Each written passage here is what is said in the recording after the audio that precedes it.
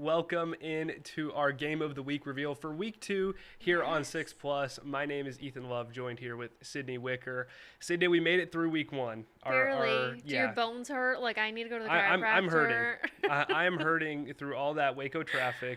But we had Baylor. We had Friday Night Lights. Everything. We had it all in Week 1, and I'm very, very tired, and I'm making it through the week.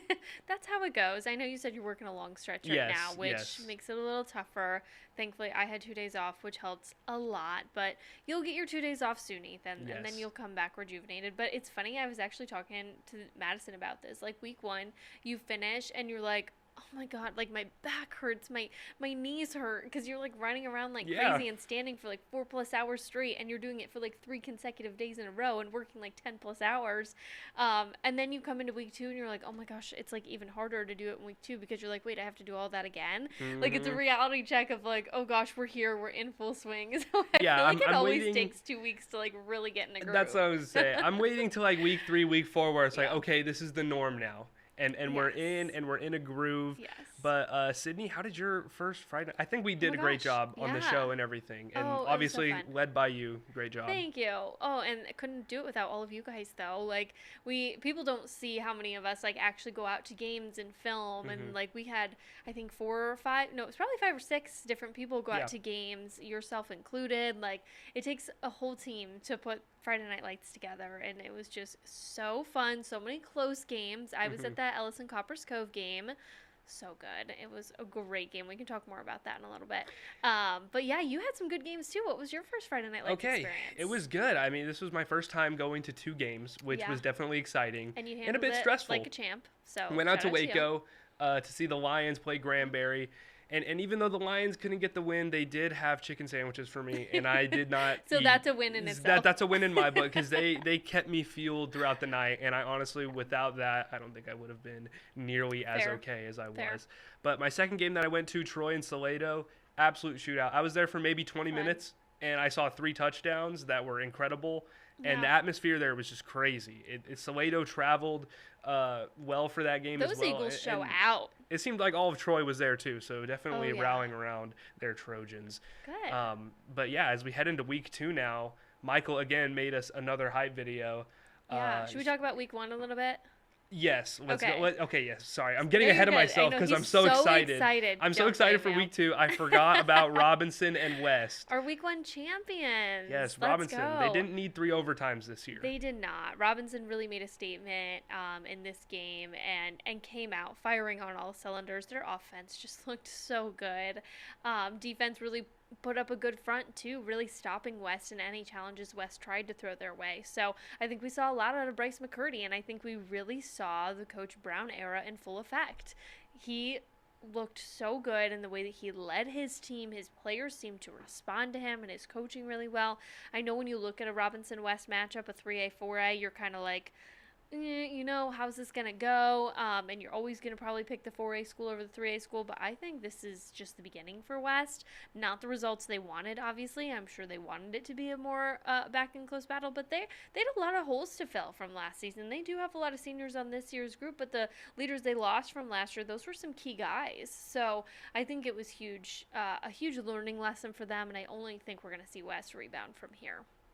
Yeah, and as we head in to Week 2, I'm just sorry, one more thing. Shout out to Adrian, because he handed out the trophy and it looked so good. Okay, yes. If you guys want to go back and watch that, and honestly, you know what? Watch it in full, because and you know what? I'll put it in. I'll put it in right here. You have it? Yes, okay. I have it. So we'll put it in. It was just an insane reaction. So let's take a look at that. So you guys celebrate. Here's the Game of the Week trophy to the Robinson Rockets. Everybody.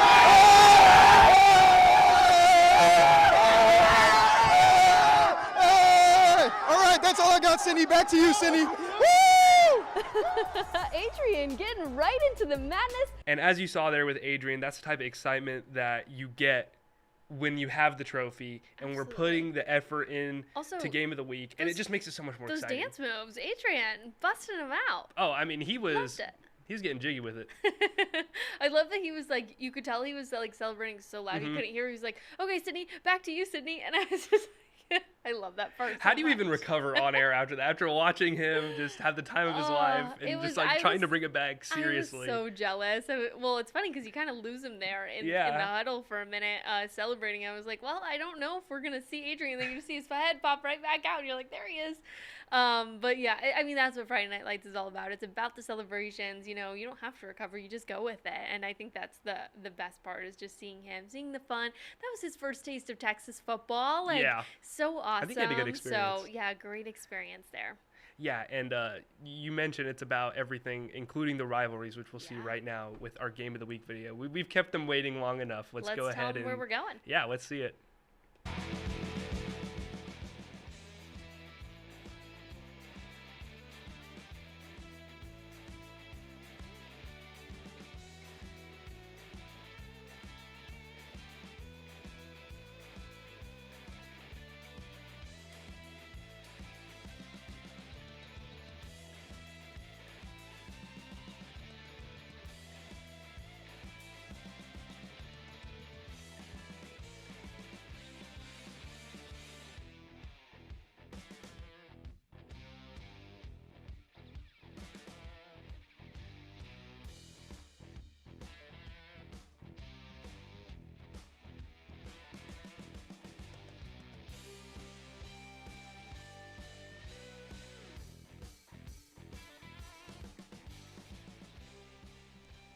All right, Sydney, we're headed to Leo Buckley, a place that's very special for me, and a place where you were last week. Yeah. Can you tell us about how Ellison, let's jump right in. They had a close game with Copper's Cove. They did. You were there, and you got to witness this amazing game. What did you take away from it? Well, all I had to be there for was about 5 minutes because there were so many touchdowns thrown back and forth in those first couple minutes alone. Ellison's quarterback, Marlon Smith, he's only a sophomore. He threw 4 touchdown passes, looked really good. Just as a whole, they were running the ball really well. They were passing pretty effectively. Defense was the problem for both teams within Ellison and Copper's Cove. I know when we have talked to Coach Danny Cervantes earlier this season, he talked about how defense was a place he felt like they were getting better at, specifically in the defensive line, and that just didn't really show in week 1. So I think continuing improvements there and turning that page this week in practice is going to be huge for them. But it was just such a fun game. The touchdowns were never ending. It was so good to see those guys in full effect. And Copper's Cove is a really good team, you know, and that was a close matchup. The final score was 50-46 for Cove, and it was Copper's Cove's defense that really helped them win that game. So it was just one extra play for Ellison, and you're talking maybe it's a different outcome. But what a fun back and forth battle between those two. And now they'll take on a Killeen team that's also hungry and getting ready and hoping for a win, one that they haven't had in a really long time. Yeah, as we kind of get into Killeen here, Sydney, I know you have a stat for us. That's not exactly a good one if you're a fan of Killeen. Yeah, so obviously they didn't win a game last season, and then they start off the season losing to Vista Ridge. So I wanted to see when's the last time Killeen won a football game, and the last time they won was on November 3rd, 2023. So it's been 669 days since the Kangaroos won a football game. So you're looking at a team that is so hungry. They had some close games last season and surprised a couple teams in situations where other teams probably overlooked them and were like, that's an easy dub for us going into this week. So Killeen's a team that needs to prove something, and I think they're ready to prove something. And what better team to do it against than Ellison, a school that's 15 minutes down the road from you. You guys play at Leo Buckley, share the stadium there. Like, you know each other quite well. A lot of these guys grow up with each other. So it's going to be a lot of familiar faces and some bad blood going into it, but I think that makes it all more exciting.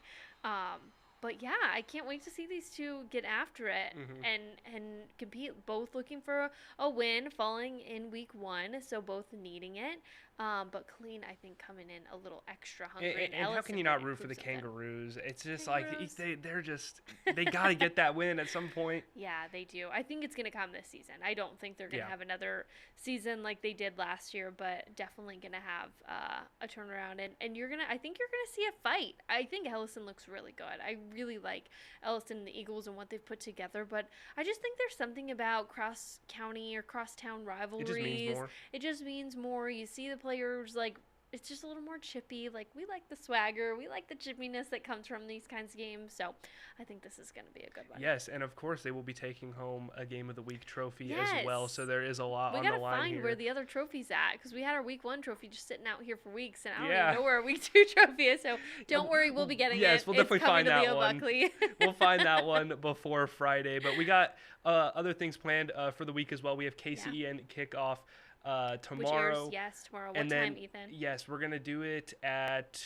probably 8 o'clock again. Okay. 8 o'clock again, just like last week. And then, of course, we have our Friday Night Lights coverage where we'll be out at not just Leo Buckley Stadium, but we'll be all around Central Texas getting that high school football content for you. Yeah. And then, Baylor and A&M again.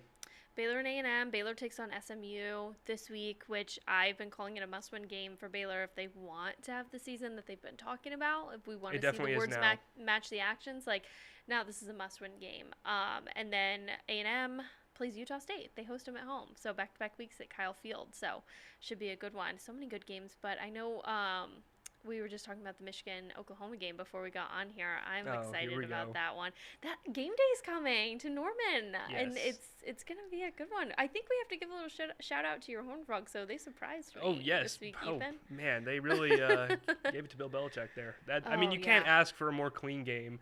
Hoover looks like a first-round pick. He looked good. And he now, is dang good. If you're a Baylor fan, I'm more nervous about that game than I was 2 weeks ago.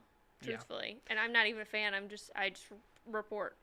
Yep, and but it's gonna be the Big 12 is definitely going to be interesting this year. We have a lot of good games this weekend. Yeah, you want to talk about some of the other good games going on in our high school area? I pulled up our list. Sure, let's get into it. Salado and Lampasas play each other. That was one of the contenders possibly for Game of the Week. I think that's going to be such a good. Well, we saw matchup. Salado in Troy. I was there for that one, and so I know Salado can sling it. And Lampasas is just like such a dominant team. Like, I feel like you always see a good team out of Lampasas. So those two go head to head at Lampasas. I think that's going to be a really good matchup. What else we got on here? Fairfield and Mejia, 2 schools, they know each other pretty well. They'll go head to head. McGregor and Groesbeck play each other. China Spring takes on, I don't know if I'm saying this right, Bastrop? Bastrop? I think Bastrop. Somebody correct me. I'm sure I'm not saying it right. She's not from Texas, guys. I'm not from Texas, y'all. Working on it. Little River Academy, I think they have a good bounce-back opportunity. They take on Lexington. I know Sarah, one of our reporters, was out at the Connolly Little River Academy game. She got invested in the Bees. She's very invested. The Bees have a new fan in Sarah. But I think Little River Academy, their defense is so legit, and I think we really saw that against Connolly, with Connolly having as many weapons as they have. Like, Little River Academy surprised them, so I think they've got a really good chance to bounce back in week 2 against Lexington. But just a few of our games. Yeah, and I can't wait to get out there. I wonder where I'm going to be sent this week. We will figure that out here in the next couple hours, Ethan. Don't you worry. Only a few more moments until we find that out for you. Well, that's all I got, Sydney. We're going to Leo Buckley Game of the Week, Ellison, Killeen. We will see you there. Yeah. And again, thank you for joining us on our Game of the Week reveal here on Tuesday. We will see you again next week and on Friday and on all the other days. Every day you want to see us for here, probably. Friday Night Lights Game of the Week is sponsored by Estal, Members Choice Credit Union, and Hillsborough Ford.